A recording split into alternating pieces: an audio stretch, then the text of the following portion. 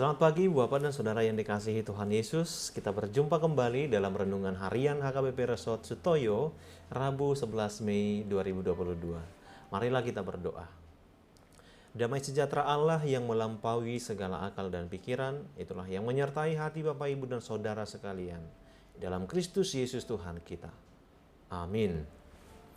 Firman Tuhan bagi kita hari ini diambil dari kitab 2 Korin pasal 4 ayatnya yang ke-11.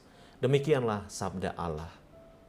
Sebab kami yang masih hidup ini terus-menerus diserahkan kepada maut karena Yesus, supaya juga hidup Yesus menjadi nyata di dalam tubuh kami yang fana ini. Demikian firman Tuhan. Kristus sumber kekuatan. Ibu Bapak dan Saudara yang dikasihi Tuhan Yesus Kristus, Paulus adalah hamba Tuhan yang berdedikasi dan penuh integritas. Di depan Allah dan manusia, ia berusaha untuk hidup seotentik mungkin, seoriginal mungkin.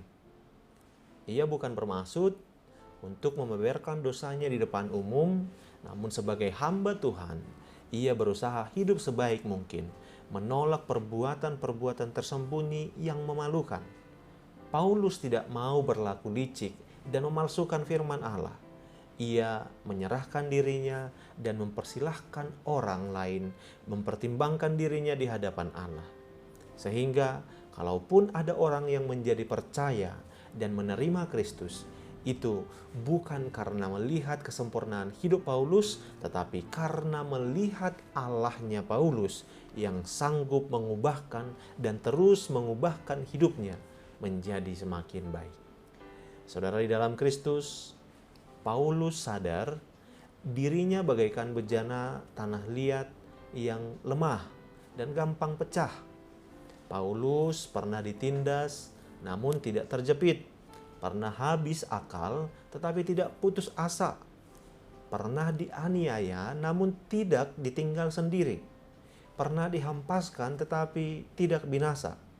Dalam kondisi ini, Paulus ingin menunjukkan bahwa dirinya juga manusia biasa, sangat lemah, bisa disakiti dan gampang dihancurkan.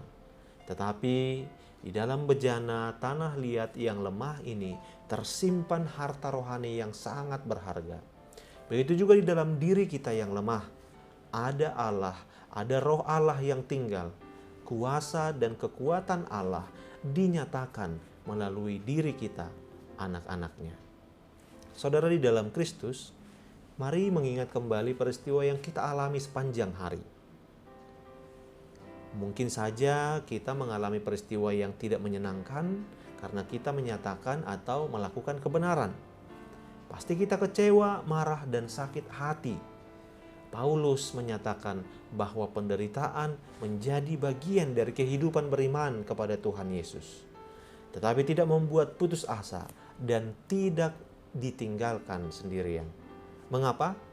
Karena kekuatan dari Allah melimpah-limpah. Kekuatan dari Allah memampukan kita, setiap orang percaya, untuk menghadapi tantangan yang merupakan bagian dari proses pembentukan iman, untuk menjadikan pribadi yang kuat dan tangguh.